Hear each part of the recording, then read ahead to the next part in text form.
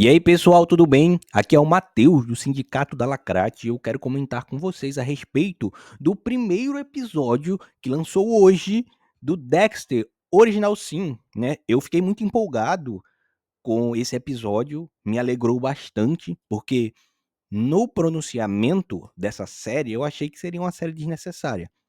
Mas pelo carinho apresentado durante o episódio, eu comecei a repensar, eu disse, caramba, eu queria ver mais de Dexter, de algum jeito, seja no passado, seja no futuro. E aí eu quero dizer que vai rolar muito spoiler nessa análise, tá? Se você não assistiu Dexter, a versão original, e também não assistiu Dexter New Blood, que é a continuação do Dexter, então eu recomendo que você não fique no vídeo, vá assistir e depois você volte pro vídeo, né? Até porque o próprio começo dessa série já é um grande spoiler. Dexter New Blood.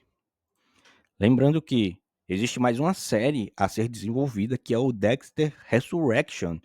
E também aqui nessa série original sim, há uma justificativa para a próxima série do Dexter, que é o Resurrection, né? Então, você vai ter aqui dois caminhos. Você vai ter a justificativa para essa série original sim, e também vai ter a justificativa para a próxima série, que é o Resurrection.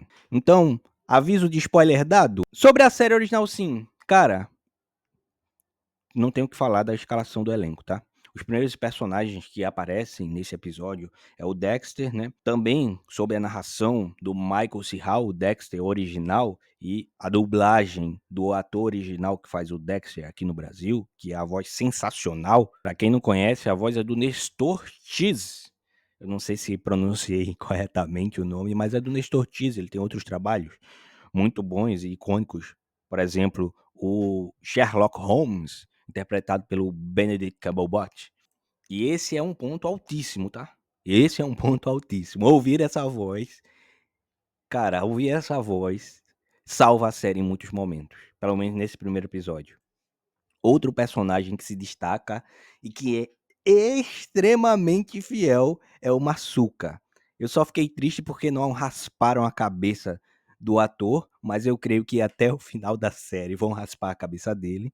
O Alex Shimuzzi. Cara, esse cara, ele é idêntico ao Masuka. Outro que tá idêntico também ao personagem original é o Angel Batista, que é o James Martinez. Cara, esse cara é o Angel Batista, cara. Ele é o Angel Batista. E eu fico muito feliz de ver esse carinho na caracterização, vamos dizer assim, na identidade visual dos personagens. E aí a gente vem para alguns pontos baixos, vamos dizer assim, da série, que para mim é a atriz que interpreta a Deborah Morgan e o ator que interpreta o Harry Morgan. E eu até entendo essa dificuldade, por quê? Porque a atriz que faz a Deborah Morgan na série original do Dexter é a Jennifer Carpenter, que vamos ser sinceros, não é qualquer uma atuando. Tem ali o seu carisma, tem, vamos dizer assim, os maneirismos da atuação, e o que faz o Harry Morgan é o James Remar, que, meu irmão, esse cara poderia facilmente ser o Rei Thor numa série da Marvel. Pelo menos naquela época. Eu nem sei como esse cara tá agora. Mas ele era um baita ator. Um baita ator para fazer um papel, de, vamos dizer assim, de pai orientador, de pai preocupado. Até então eu não consegui ver isso na atuação do ator que aqui interpreta o pai do Dexter jovem, que o nome do ator é Christian Slater. Esse cara, vamos dizer assim, ele é bom, mas como na minha memória eu tenho a atuação do velho pai do Dexter, ele deixa a desejar. A mesma coisa é a Millie Brown. A Millie Brown, ela não é ruim. Ela não é ruim. Mas comparado ao carisma, a atuação da Jennifer Carpenter, ela fica para trás. Entretanto, o roteiro desse primeiro episódio, ele é fidedigno aos personagens. Ainda que eu ache que a Millie Brown ela não entregue tanto como Deborah Morgan, as falas, os jargões, Cara, é tudo muito Deborah Morgan. Os palavrões, é tudo muito Deborah Morgan. E todos os personagens são assim. Todos os personagens têm falas fidedignas à sua personalidade. E o ponto altíssimo dessa fidelidade, com algumas ressalvas, é o Patrick Gibson, que faz o Dexter Morgan. Cara, esse cara, ele é cuspido e escarrado o Dexter Morgan. Ele é cuspido e escarrado o Michael C. Hall jovem, cara. Ele é igual visualmente. E você dá muita credibilidade a isso. Entretanto, ele faz algumas caras e bocas assim, que remetem à série original, mas que não soam tão naturais, não soam tão, vamos dizer assim, orgânicas quando ele faz. Eu posso até justificar isso porque o Dexter, ele naturalmente emula emoções pela condição dele, né? E que esse Dexter aqui nessa série, ele tá aprendendo a ser quem ele é na série original, e por isso quando ele faz os seus trejeitos, quando ele emula felicidade, ele emula estar à vontade, isso soe meio esquisito porque ele não sabe ainda fazer isso muito bem, passa batido, passa batido. Mas, é claro, a atuação como Dexter não fica apagada por esses pequenos detalhes, né. O ator vai bem, ele é fidedigno ao personagem, ele evoca, vamos dizer assim, a essência do personagem nos seus trejeitos, na sua atuação, e isso me alegra. Isso me deixa muito confortável em assistir a série. E falando mais especificamente dessa retratação na série, o cabelo do Dexter no primeiro episódio, ele é extremamente risível, cara. Eu dei uma gargalhada muito sincera quando eu vi o cabelo do Dexter se formando, o cabelo do Dexter lá na autópsia. Bem, a série, ela vai começar justamente com o fim de New Blood, na morte, vamos dizer assim, entre aspas, do Dexter, quando ele leva um tiro ali do Harry. E ele começa agora a agonizar na morte e aqui ele já aparece sendo socorrido. Quem socorreu ele, eu não sei, porque só tinha ele. A policial que tinha desistido dele e o filho que tinha fugido. Então não faço a menor ideia de quem salvou ele. Mas ele tá vivo. Inclusive mostra exatamente que ele está realmente vivo quando ele diz a frase: "Olha, um coração batendo já é um bom começo". Porque nessa situação ele tá, vamos dizer assim, num consultório sendo reanimado, né, botando o coração dele de novo para bater. E aí ele começa a mencionar que é realmente como dizem, a nossa vida ela passa diante dos nossos olhos quando a gente está em morte iminente, e que era a primeira vez que ele experienciava essa sensação. E aí ele se lembra de como é o seu passado, é quando ele inicia a série Dexter Original Sin. Mas isso também inicia a série do Dexter Resurrection, que é a nova série que vai sair aí, né. Se ele tá vivo, então vai ter mais coisa de Dexter, do Dexter, que a gente conhece, apesar daquele final, vamos dizer assim, desagradável, que dividiu pessoas no entendimento do New Blood, mas vamos vamos passar pra frente, né. Não é possível que eles vão fazer um final ruim 3 vezes. A série se desenvolve com o Dexter se formando e a investigação de um possível serial killer na cidade. E a gente vê o Dexter ele tentando controlar o seu passageiro sombrio com o auxílio do Harry. Isso é muito estranho. Eu confesso que eu fiquei realmente incomodado na interação de pai e filho falando sobre esses impulsos que ele tem. Ainda não ficou bem colocado pra mim, né? Quando ele fala: "Eu tenho fome, eu sinto fome". Então soa meio cringe, sabe?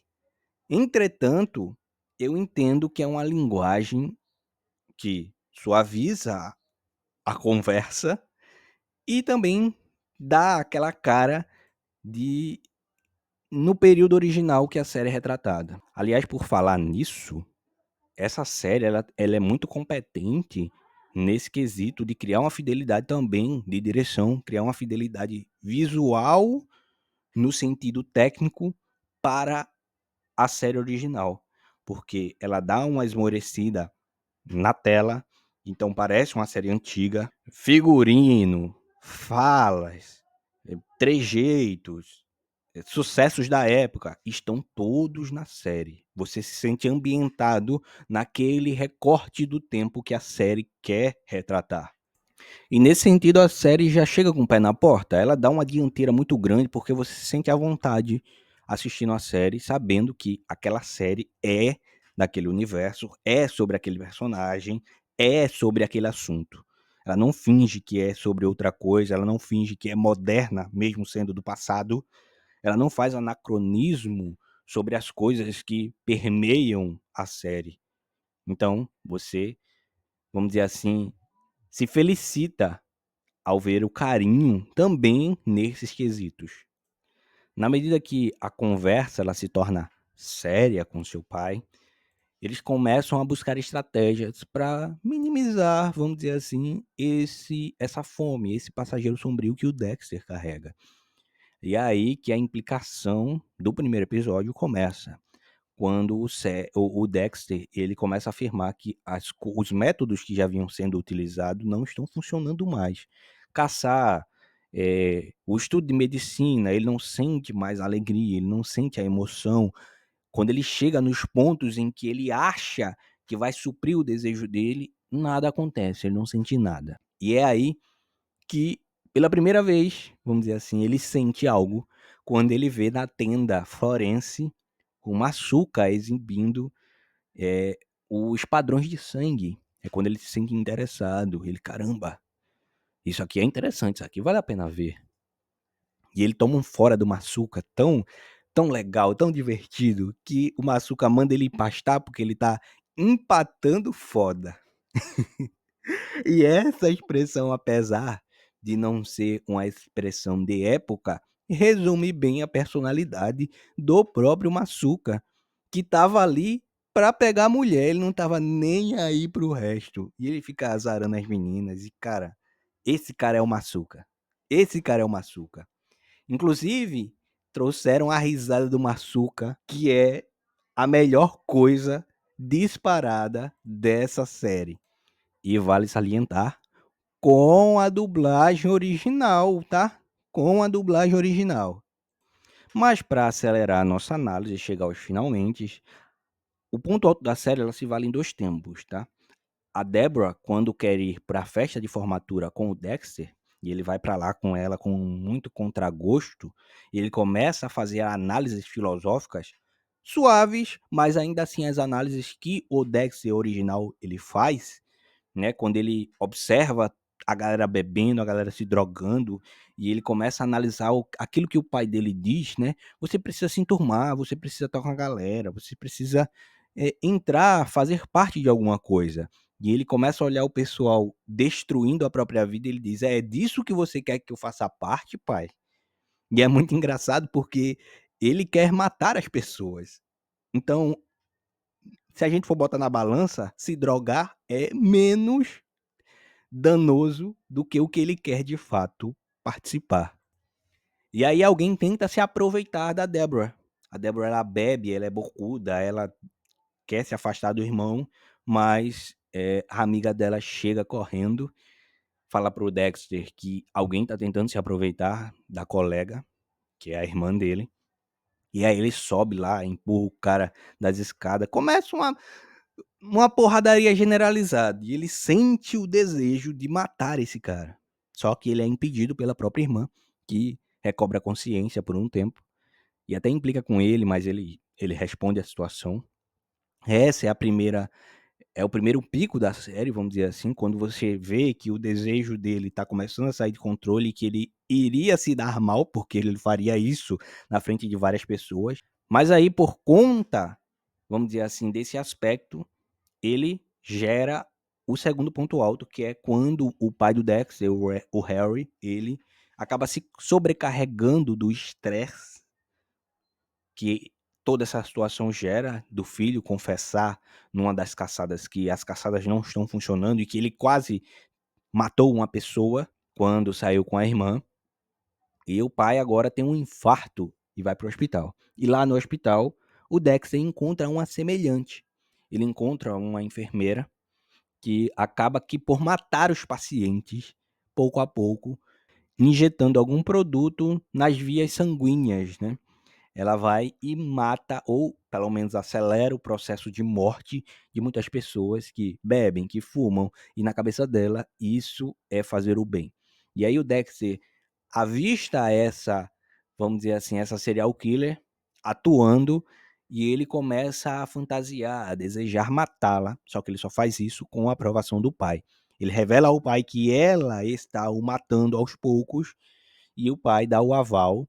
Essa parte do aval do pai, ela ficou meio broxante. Eu achei que a série ia ser realmente ia explorar esse conflito do pai e do filho nesse quesito quando o Dexter matasse essa serial killer que está tentando matar o seu pai e aí gerasse um embate filosófico dos dois. O pai dizendo que não era a hora, que matar é errado, e o Dexter dizendo: olha, se eu não fizesse isso, ela com certeza iria tirar a sua vida. O Dexter, com muita dificuldade, cerca a enfermeira e a mata na própria casa dela. Ele estuda sobre ela, tem todo aquele, vamos dizer assim, a averiguação para que se ela esteja adequada ou não no código do seu pai.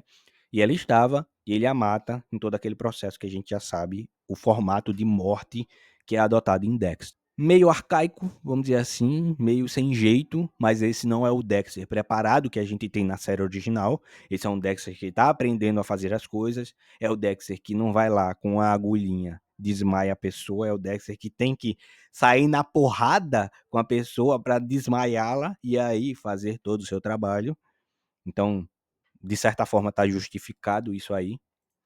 Mas aí ele perde um pouco da sua vida fazendo isso. Ele não vai ao campeonato, vamos dizer, de vôlei que a sua irmã o pede para ir. Ele perde. Ele consegue matar a enfermeira, salva o seu pai. E a conversa final ela é muito interessante. Porque o seu pai ele pergunta como o Dexter se sentiu. O Dexter fala que se sentiu justo. Mas quando o Dexter sai, se ausenta da presença do pai, o pai ele chora de desgosto. Apesar dessa cena talvez incomodar as pessoas que assistiram a série original, pela figura do Harry ser uma figura muito sisuda, eu achei coerente com a humanidade do personagem. De saber, caramba, o meu filho é um assassino. O meu filho é um assassino, cara. E eu vou ter que lidar, eu vou ter que conviver com isso. Mas, de tudo, o saldo é positivo. Tem uma cena ou outra desagradável. Por exemplo, o Dexter, ele fica com uma revista pornô e dentro dela, né, é só uma camuflagem a capa, dentro dela existe fotos de outros serial killers, de outras figuras que matam, e isso pra mim ela distou um pouco do personagem, sabe. O personagem sempre cresceu ouvindo do pai que essas pessoas entravam no código e ele parece fantasiar ser como eles. Então soa meio incongruente, já que o Harry já tinha ensinado o código ao Dexter. Então não faz muito sentido ele se espelhar nessas pessoas, sendo que na visão dele, essas pessoas são inimigos de certa forma. A cena também que ele guarda o brinco, eu achei meio forçada, mas eu entendo, é para gerar, para desenvolver ali a trama, a problemática da trama, apesar dos conflitos familiares, dos conflitos filosóficos que o personagem Dexter apresenta é essencialmente não ser pego e as formas com que isso vai ser mostrado, com que ele não vai ser pego. E eu encaro que isso desenvolve o personagem nesse quesito não ser pego. Mas até então, a série, ela, ela não é um 10, mas ela fica ali entre um 7 e um 8 e dá pra você assistir sem medo de ser ofendido, por enquanto, né? Vamos ver mais pra frente. Até então, minhas expectativas são de que seja uma série realmente mediana pra boa, e se for assim, eu já estou muito feliz, estou muito satisfeito. Vou continuar assistindo a série, espero trazer os próximos episódios analisados aqui, né? Ou se não, nesse formato aqui de comentário. E eu espero que vocês também tenham gostado dessa análise. Eu não quero parecer um giga da vida, né? A gente já extrapolou aí um tempasso.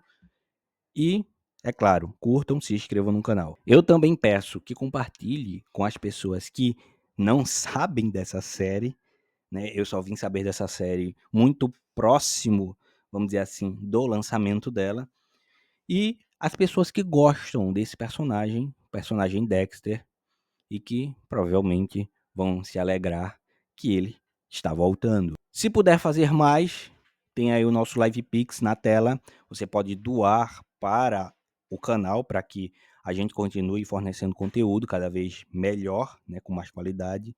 Isso também vai me dar uma tranquilidade de tempo para me dedicar ao canal. Se não puder, é claro, só o seu engajamento já é mais do que o necessário. Agradeço você que viu até aqui. Beijo nessa sua bocona e até a próxima.